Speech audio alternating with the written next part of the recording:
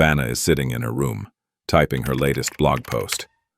Her walls are plastered with pictures of celebrities, with stuffed animals on the bed, and oddly enough, a bunch of anti-Spider-Man posters.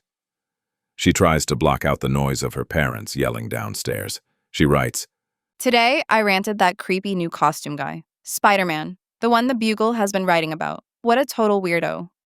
Earlier that day, Vanna was sitting on the bleachers in her cheerleading outfit, watching the school's lead jock, Flash Thompson, doing what he does best, bullying some science nerd kid from their school, Peter Palmer or something. Her attention was broken when the distant sound of sirens and shouting filled the air. Someone yells, "He's robbed an armored truck." From above, a man swoops down on green feathered wings, clutching a stolen bag of cash. He shouts, "Flee, you idiot teens. Flee before you attract too much of the Vulture's attention." Vanna continues to type her blog post. The others ran like sheep, but me, I stood my ground. Nobody tells me what to do. A voice from under the bleachers shouts for her to move, and 2 strands of web shoot up, wrapping around the Vulture's ankles just as he tries to escape. Vanna fumes as she writes, What a sicko hiding underneath the bleachers, probably looking up our skirts the whole time. The Vulture shouts, "Very well then, you've caught me. Now try hauling me." With a powerful flop of his wings, he yanked Spider-Man up from the bleachers, pulling him into the air and throwing Vanna to the ground in the process. Spidey clung desperately to the webs as the Vulture flew him straight into the field goal post. Flash Thompson, seeing the chaos, sprinted over, shouting, "Spidey, is there anything I can do to help?" Spider-Man, still recovering from the impact, glanced at him. "Can you fly?" Flash hesitated. "No." "But you can't fly either." Spidey smirked, shaking off the hit as he grabbed the chain mace from the training field. "True, but you don't have to soar like an eagle to toss someone the bird." With a swift motion, he hurled the heavy weight. It struck the Vulture's power supply with a loud explosion, sending him spiraling downward. The Vulture struggled, trying to escape, but Spider-Man wasn't about to let him get away. He sprinted after the villain, determined to finish the job. Meanwhile, Flash turned his attention to Vanna, expressing concern for her well-being and praising Spider-Man for saving her. However, Vanna's frustration boiled over. She snapped back, He didn't do such thing. He put my life in danger, and is a peeping Tom to boot. Years later, Vanna types entry number 583 into her blog. An older Vanna sits in a room which has matured with her, except for the anti-Spider-Man posters, which still hang proudly on the walls. She recalls a trip to the New York Science Museum, convinced Spider-Man had been lurking in the shadows, waiting for the perfect moment to make his move. Suddenly, Spider-Man was hurled through the door of the ladies' restroom, crashing into the stalls. "Sorry, miss. Not my best entrance. Hey, whoa, what are you?" he stammered as Vanna immediately started beating him with her handbag. Vanna screamed at him, accusing him of recognizing her from the bleachers incident with the Vulture and blaming him for putting her life in danger back then. Spider-Man, clearly confused, said, "Oh, look, as much as I'd like to reminisce, or maybe get smacked by your purse some more, I've got some other stuff I got to deal with now, okay?" He ran out of the door, leaving Vanna yelling after him, still trying to argue. Suddenly, Spider-Man was thrown back into the restroom, crashing into a toilet stall, as Vanna stood frozen in shock. Moments later, the looter stormed in. Typing into her blog, Vanna wrote, So I'm thinking, this is impossible. How can it be that Spider-Man, yet again, just so happens to fight some whack job while I'm around? And that's when I started thinking about what the Daily Bugle always says, that Spider-Man is just as bad as any of them. Maybe they're even in cahoots. And that's when I realized that maybe Spider-Man was staging these fights to impress me. I know, it sounds far-fetched. But if you're willing to accept the idea of a guy who crawls walls and shoots webs, anything's possible. Meanwhile, Spider-Man had regained his footing and punched the looter back outside. As Spider-Man prepared to leave, he turned to Vanna with a quick, "It's been fun, crazy lady. We gotta do this again sometime." Vanna gets annoyed. "Crazy lady?" she thought. "Can you believe it?" Vanna, typing in her blog, entry number 1479, continues. He showed up again today. This time, Spider-Man didn't say a word to me. He pretended to be too busy fighting that Sandman guy, acting like he didn't even notice my presence. But I could tell. I knew he kept glancing my way. That was proof enough. I wasn't imagining things. She had seen him lurking around again recently. To her, it wasn't just a coincidence. It was a kind of sickness. Vanna had already told her therapist about Spider-Man, about how she felt like he was stalking her, but her therapist had seemed skeptical. Now, with this latest encounter, Vanna was eager to bring it up again. In her blog entry number 1621, Vanna writes with increasing frustration. It's getting worse. Each incident closer together. It's clearly some form of sickness. This time, Spider-Man had burst into a cafe during a fight with the Rhino.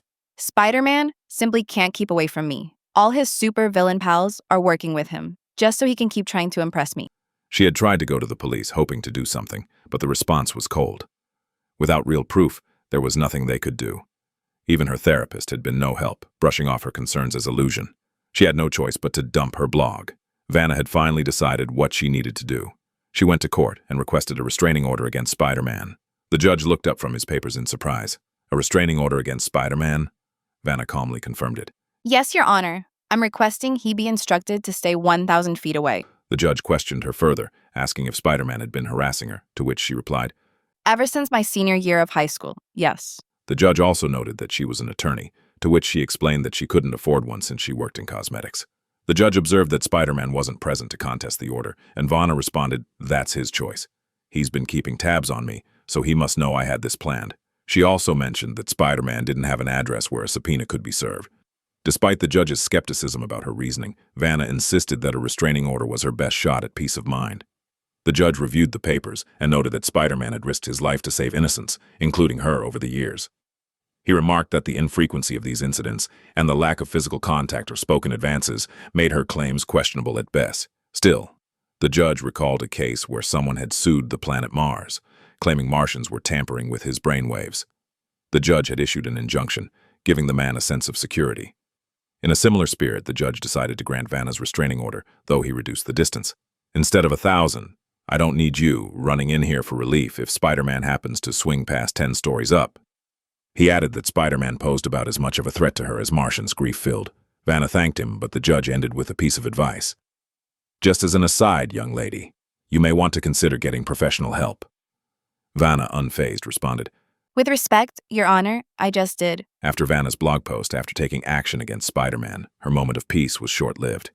J. Jonah Jameson, the publisher of the Daily Bugle, immediately called her to seize the exclusive story. He praised her guts and initiative in filing the restraining order. Vanna explained that sometimes you have to take a stand. Jameson wished more citizens had her courage. He then told her he wanted to run a story on her, even suggesting that if enough people filed restraining orders against Spider-Man, he might be forced to leave town for good. He then shouted for Peter Parker to come in and take some photos. Parker, get in here. Come earn your keep snapping something other than glory hounds. Jameson went on, presenting her as the brave woman who dared to challenge Spider-Man in court. This woman had the guts to challenge Spider-Man in court, holding up the restraining order. Peter then asked, Yeah, you challenged him face to mask? Vanna replied, No, but I wish he had shown up. I'd have loved to settle the score with him. She couldn't help but do a double take at the young photographer standing in front of her. Have we met? Peter shook his head. Nope, you don't know me at all. The headline reading, Judge to Wall Crawler, Bug Off, now hangs framed on the wall of an elderly woman's home, which is more filled with cats than family. Vanna, now an elderly woman, leaves her home with a bag of birdseed, heading out to a quiet corner of Central Park to feed the birds. As she scatters the seed, an older woman steps out from under a tunnel and approaches her. The woman remarks that it's been 40 years since Vanna made the front page of the Daily Bugle, and that she's been following her blog ever since. Vanna is shocked that the woman knew where to find her. The woman explains that in the mid-21st century, it's easy to track people down, especially someone like Vanna, who's been living alone at her parents' house for so long, with no family, no husband, no children, and no real connections. Vanna suddenly gets up. The woman orders her to sit down and tells her that the restraining order she had against Spider-Man was pointless. Vanna says it wasn't, claiming Spider-Man never came near her again. The woman scoffs, explaining that it was a miracle Vanna ran into Spider-Man as often as she did in a city of 10 million people. She adds that if Vanna's life had been in danger, Spider-Man would have ignored any piece of paper and saved her anyway. The woman's harsh words make it clear that she still believes Vanna is a fool. Vanna, still in disbelief, challenges the woman, asking who she thinks she is. In response, the woman suddenly throws Spider-Man's bloody, torn mask into Vanna's lap. I'm his widow, you idiot. That's his bloody mask. If you want to check it out, if you think I'm lying, I have other proof. Vanna admits that she doesn't think the woman is lying. She had heard the reports of Spider-Man's death, but there had also been rumors that he had survived. The woman confirms that Spider-Man is truly dead, adding, I suppose that comes as a relief to you. Vanna nodded, supposing it should. The woman continues her harsh words, telling Vanna that as far as she can tell, Vanna has achieved nothing of significance in her life. She points out that Vanna hasn't formed any lasting relationships, loved anyone, or contributed anything meaningful to society. Vanna tries to defend herself, offering reasons for her life choices, but the woman cuts her off, guessing that's because her parents messed her up in some way. She acknowledges that must have been awful. She isn't diminishing Vanna's struggles. Some people blame their failures on those who hurt them in the past, using their youthful trauma as an excuse for achieving more. On the other hand, some use those same traumas to push themselves toward greatness. She reveals that her late husband was one of the latter. She says, for all that you've accomplished, good or bad, right or wrong, you might as well have not lived at all. Vanna insists the woman is wrong about her. The woman stands up, preparing to leave, but before she goes, Vanna quietly admits, I miss him. Miss thinking he was interested. Miss thinking I was special. I miss him. Okay? Happy? But the woman is already gone, leaving Vanna alone in the park with only the birds for company. Later, Vanna returns to her quiet home. She sits at her computer, bathed in its dim light, staring at the blank screen of entry number 15,270. After a long pause, she types, nothing important happened today. As she gazes at the words, tears begin to fall. Don't forget to like this video and subscribe to this channel.